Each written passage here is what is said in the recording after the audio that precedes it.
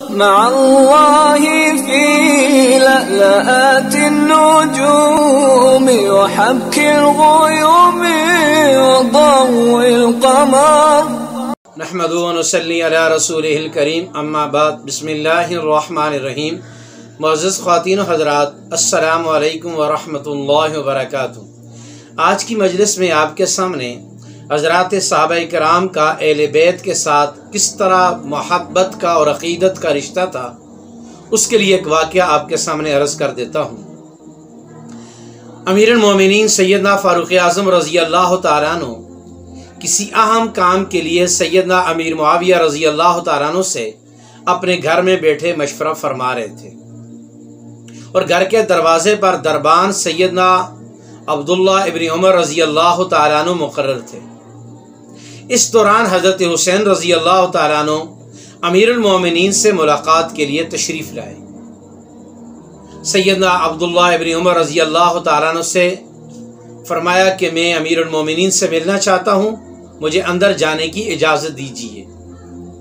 عبداللہ ابن عمر رضی اللہ تعالیٰ نے عرض کیا کہ امیر المومنین سیدنا امیر معاویہ رضی اللہ تعالیٰ عنہ کے ساتھ کسی اہم کام کے سلسلے میں مشورہ فرما رہے ہیں، تو لہٰذا اس دوران اندر جانے کی اجازت نہیں۔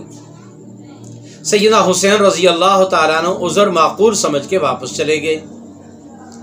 کچھ دنوں کے بعد امیر المومنین سیدنا فاروق اعظم رضی اللہ تعالیٰ عنہ کی ملاقات ہوئی اور فرمایا، حسین آپ آتے ہی نہیں ہو، آیا کرو۔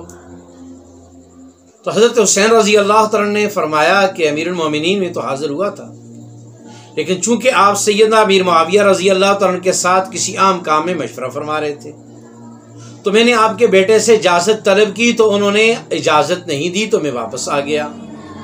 سیدنا فاروق اعظم رضی اللہ تعالیٰ نے ارشاد فرمایا، حسین آپ کو میرے پاس آنے کے لیے دربان کی اجازت کی بھی ضرورت نہیں ہے، کیونکہ آپ اہل بیت ہیں، اور اہل بیت کا احترام اور محبت اتنی زیادہ ہے کہ وہ اہل دربان کی اجازت کے مکلف نہیں ہیں۔ آپ جب بھی آؤ دربان کی اجازت کے بغیر سیدھے میرے پاس آ جایا کرو، تاکہ آپ ہمارے پاس آئیں تو ہمیں دلی سکون نصیب ہوگا۔ اللہ رب العزت کی ذات جس طرح کی محبت حضرات صحابہ کے دل میں اہل بیت کی تھی، اللہ جل جلالہ کی ذات اسی طرح کی محبت قیامت تک آنے والی امت کے دل میں بھی اہل بیت کی فرما دیں، کیونکہ اہل بیت مسلمانوں کے ایمان کا حصہ ہیں۔